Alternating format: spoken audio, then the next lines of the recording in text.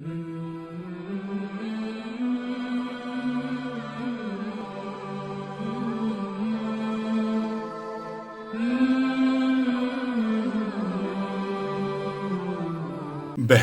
سرے راہ کھڑا تھا، دیکھا کہ ہارون کی سواری آ رہی ہے۔ اس نے منہ کے گرد دونوں ہاتھ رکھے اور زور سے پکارا، ہارون ہارون ہارون۔ ہارون اس کی آواز پر چونکا، اسے غصہ بھی آیا۔ اس نے اپنے خدام سے پوچھا، یہ کون گستاخ ہے جو مجھے اس طرح پکار رہا ہے؟ حضور، یہ دیوانہ بہلول ہے۔ معلوم ہوتا ہے اس کا دماغ آج بالکل ہی کام نہیں کر رہا۔ کسی غلام نے بہلول کو بادشاہ کے عطاب سے بچانے کی کوشش کی۔ ہارون نے سواری ٹھہرانے کو کہا اور بولا، بلاؤ اس کو۔ بہلول قریب آیا تو غصے سے بولا، تو جانتا ہے کہ میں کون ہوں؟ بالکل جانتا ہوں۔ بہلول نے سر ہلایا، آپ ایسے انسان ہیں کہ اگر مشرق میں کسی کمزور پر ظلم ہوا تو باز پرس آپ سے ہوگی۔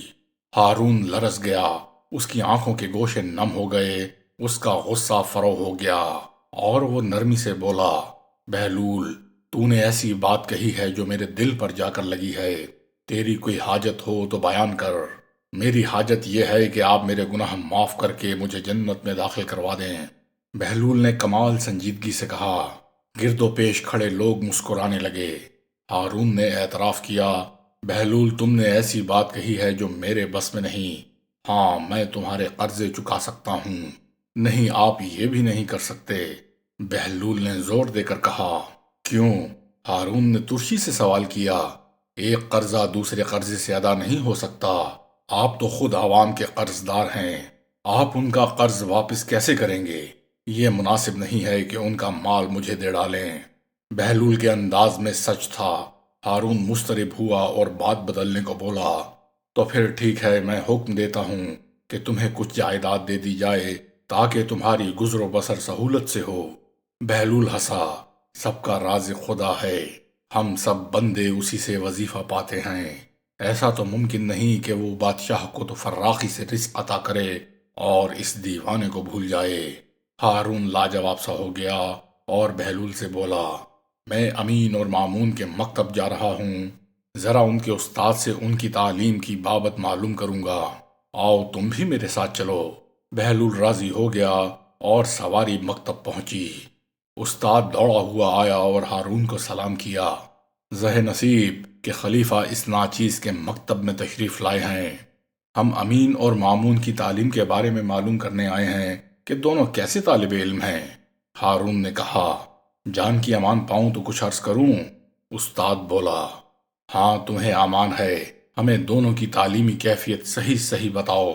ہارون بولا، عالی جاہ آپ کا بیٹا امین عورتوں کی سردار ملکہ زبیدہ جیسی قابل اور ذہین خاتون کا بیٹا ہے، لیکن کند ذہن ہے، مگر اس کے برعکس آپ کا بیٹا مامون بہت ذہین اور دانشمند اور باوقار ہے۔ یہ تم نے عجیب بات کہی ہے، میں اسے تسلیم نہیں کر سکتا۔ ہارون نے حیرت سے کہا، میں اس کا ثبوت مہیا کر سکتا ہوں۔ استاد نے جواب دیا، یقیناً تمہیں شہزادوں کے بارے میں اتنی بڑی بات بلا ثبوت نہیں کہنی چاہیے۔ ہارون نے ناگواری سے کہا، میں نے یہ بات تجربے کے بعد کہی ہے۔ استاد بولا، اس وقت امین اور مامون تھوڑی تفریح کے لیے باہر گئے ہوئے تھے۔ میں یہ کاغذ مامون کے بیٹھنے کی جگہ فرش کے نیچے رکھتا ہوں اور امین کے بیٹھنے کی جگہ نیچے یہ اینٹ رکھ رہا ہوں۔ جب وہ آ جائیں تو آپ ملاحظہ فرمائیے گا کہ میری رائے کس حد تک درست ہے۔ تھوڑی ہی دیر میں امین اور مامون واپس آ گئے۔ ہارون کو دیکھ کر دونوں حیران ہوئے اور اسے آداب کیا۔ ہارون نے انہیں بیٹھنے کی اجازت دی تو دونوں اپنی اپنی جگہ جا بیٹھے۔ ہارون دونوں کا بغور مشاہدہ کر رہا تھا۔ مامون بیٹھتے ہی کچھ مضطرب سا ہوا، اس نے کچھ پریشان سا ہو کر چھت کی طرف دیکھا، پھر دائیں بائیں دیکھا اور کئی بار پہلو بدلا اور بے چین سا نظر آنے لگا۔ استاد نے شفقت سے پوچھا، کیوں مامون، خیریت تو ہے؟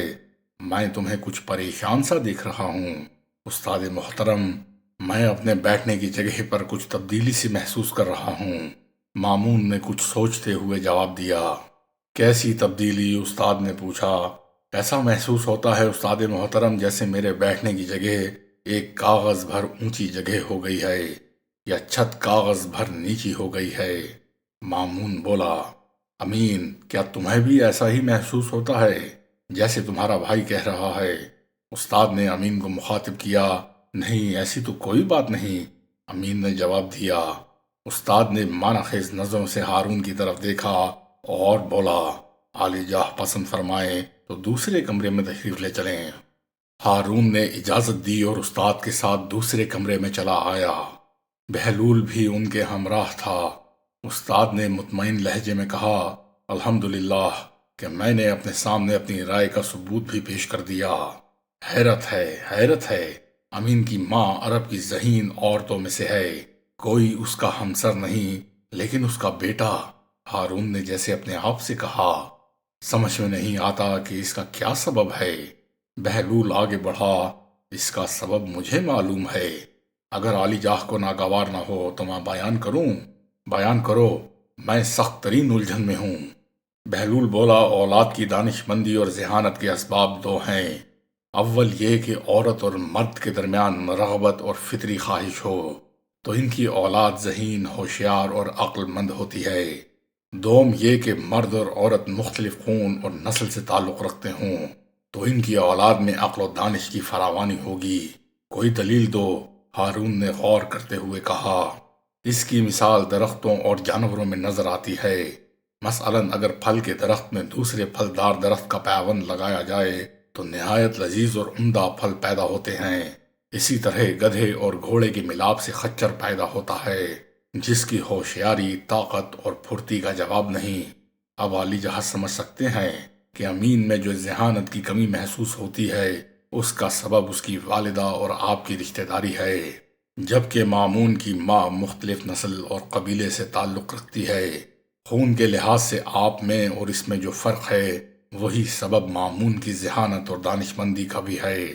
ہارون اس کی بات پر غور کرتا رہا۔ استاد بھی قائل نظر آتا تھا لیکن منہ سے کچھ نہیں کہہ رہا تھا کہ مبادا خلیفہ اسے گستاخی تصور کریں۔ ہارون نے بہلول کی طرف دیکھا اور حسب عادت اس کے کمال کو کم تر کرنے کے لیے بولا، ہو نہ تم دیوانے، پاگل بیچارہ ایسی باتوں کے علاوہ اور کر بھی کیا سکتا ہے؟